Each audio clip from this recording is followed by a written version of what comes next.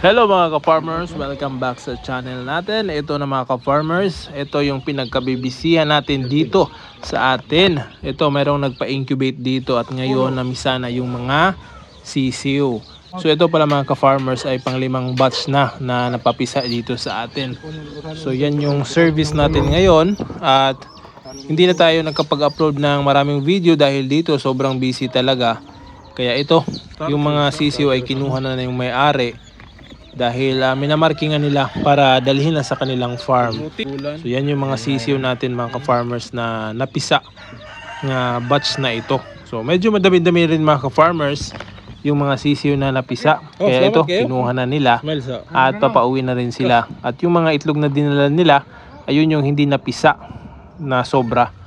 At pagkatapos mga ka-farmers ay nilinisan na natin yung hatcher na ginamit natin para ready na ito kung meron namang mapisang iba, yung hatcher natin naka-ready na.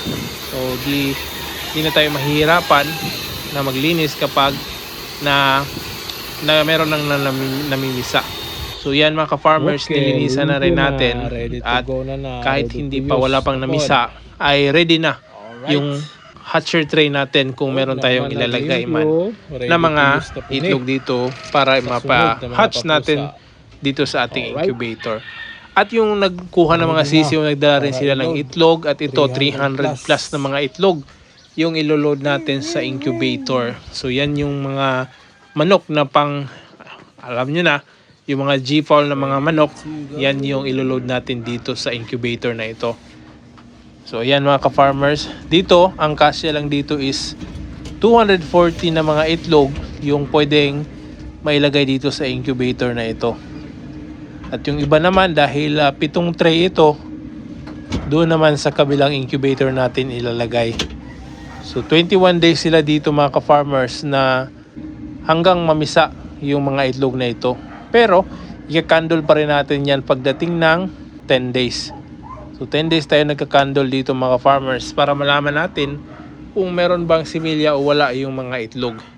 At marami ding nagpapa-incubate dito sa atin. Kaya yung mga incubator dito ay medyo puno na. Meron mang bakante pero konti na talaga yung bakante ng mga incubator. Dahil yung nagpapa-incubate dito ay maramihan yung iba. 100 plus kalimitan yung mga itlog. Meron ding mga pailan-ilan, 50 plus, merong 20. Ina-accept pa rin natin yan dito sa ating incubator service natin. So yun lang mga ka-farmers ang update natin ngayon.